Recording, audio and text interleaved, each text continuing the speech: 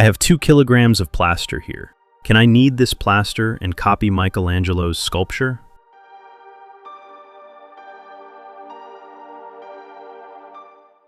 Even copying this from plaster isn't easy. So if this plaster were mixed and stirred for millions, even billions of years, is there any chance that a sculpture like this could emerge?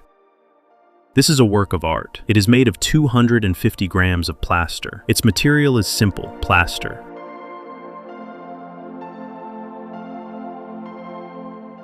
And this is the original, God's art. This is the creative power of God. Where lies the difference in God's art? God creates billions of these from pitch-black soil. Every human being is a work of art, made of 35 trillion living cells.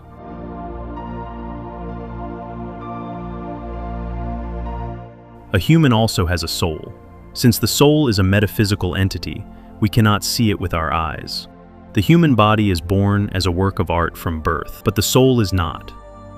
The soul comes into the world in a raw state and can later be transformed into a work of art. Every person's soul is like a different kind of ore. These ores are unrefined. Some people are born as gold ore. Some is copper, some is silver, some is bronze. Each is different. Whether the ore of a person's soul becomes a work of art depends on the person themselves. If a person can surrender their soul to God's nurturing, the soul can be turned into a work of art. Let's proceed with an example. If you had a very fine marble column, and you wanted to hand it to a sculptor to have a great sculpture made, what would you do? Let's say I traveled back in time and went to Michelangelo. Would you sculpt me a statue from this marble? Sure, I'll do it. The fee? No, I won't charge anything.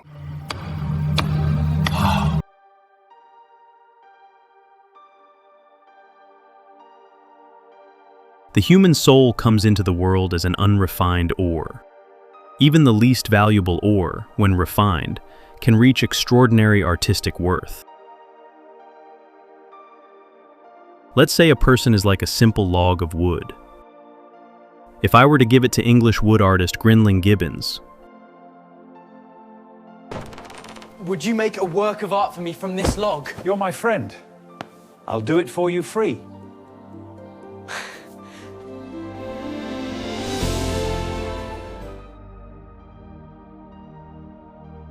an artist can produce such a masterpiece from a mere log. The greatest sculptor is neither Michelangelo nor Rodin. God creates living sculptures from earthen material. God is also the sculptor of souls. If we can surrender our souls to God's nurturing, we can become, free of charge, a one-of-a-kind work of art.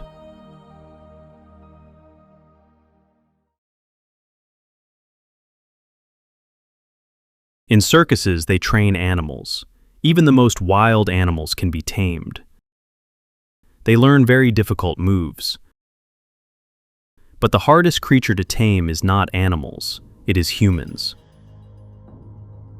Cleansing the human soul from animalistic behavior is no easy task, very difficult. Arrogance, greed, envy, jealousy, vengeance, hostility, hatred. Each of these is a virus that has taken hold of our souls. To be freed from them, the soul must be disciplined. When a person surrenders to God's nurturing, the soul's sculpture begins its journey toward becoming a work of art. Destiny matures and chisels the soul with 1,001 blows.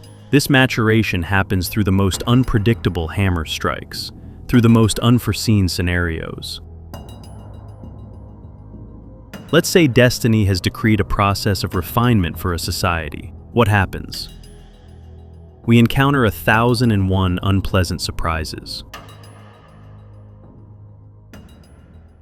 Robin Williams is an Oscar-winning, universally known actor.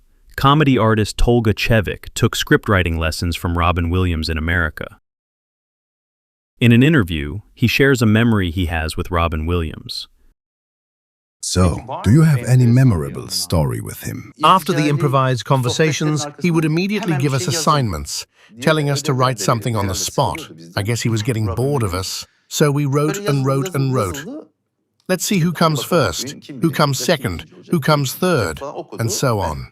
Mine didn't even make it into the top 10. Then one kid came second, another came third or fourth. So we asked, who came first? He said, "You can't write better than what God wrote." That was the sentence that pushed me a little. Just put it out there. Why are you pushing so hard? What could possibly happen? And he was absolutely right.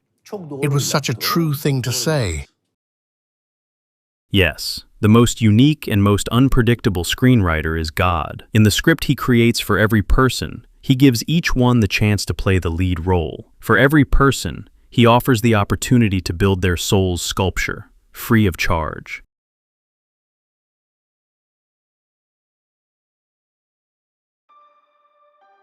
Couldn't the world's script have unfolded through calmer, less painful, less brutal events? People prefer adventure films. The top 10 films of all time go like this. The scripts contain moral conflicts. There is suspense and curiosity. There are the worst and the best of people. There are character transformations. There are scenes where themes like human dignity, justice, loyalty, and conscience are tested to their very limits. The beauty of these films comes from the human struggle against evil. If we were to remove the villains and the painful parts from these scripts, what would remain? No one would watch what's left. It would hold no interest. Erase the evil, and we've thrown the script in the trash.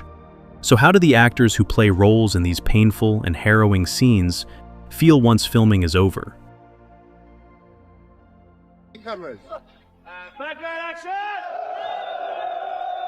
That process.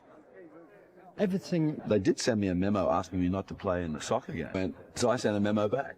This wasn't difficult, it was enjoyable. As you probably know, Gollum pulling them back, and they accidentally pulled... So that became kind of difficult. You see in the movie are all from that reflective glass. And I'm sure if you look really... Does the pain and suffering of the difficult scenes continue? It doesn't. If they played their role well, they leave the set with joy.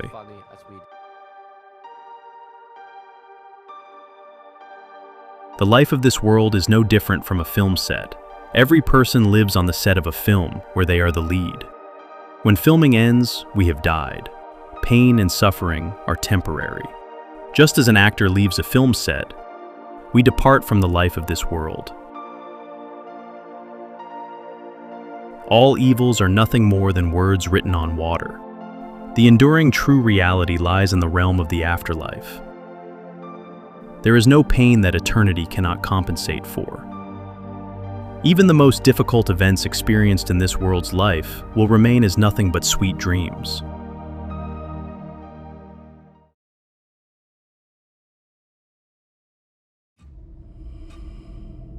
God knows who is good and who is bad. So then why were we not created directly in heaven or hell? God certainly knows who is good and who is bad.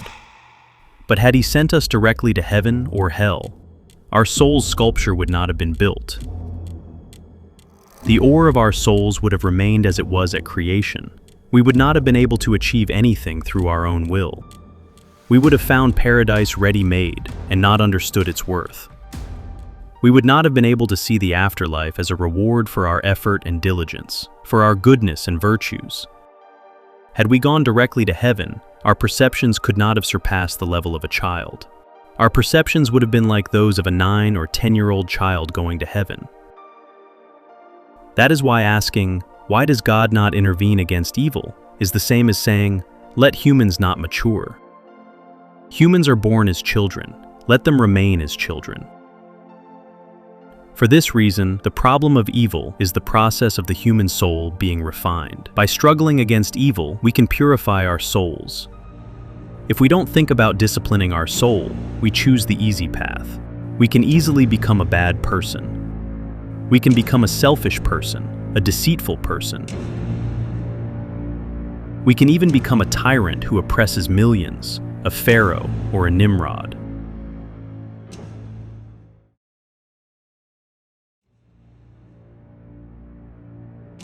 Comparing what happens to us in this world with an eternal life is somewhat like this.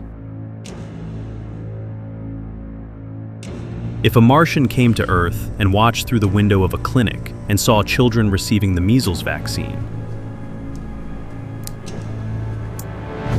I must save these children! Their mothers are betraying them. They are forcibly torturing innocent children! a Martian would naturally think these things. Looking at the suffering and pain caused in that brief moment, they might think the world is a planet of torture. Yet the measles vaccine causes pain for just a few minutes, but protects us from certain diseases for life.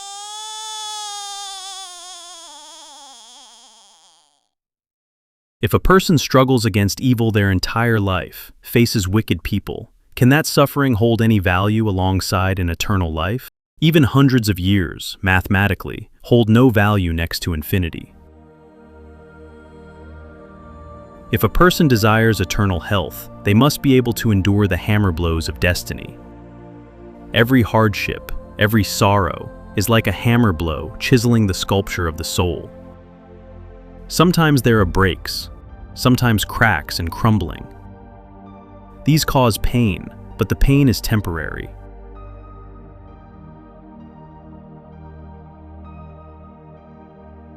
If a person manages to persevere, in the end they may depart this world as a magnificent work of art, a one-of-a-kind sculpture of the soul.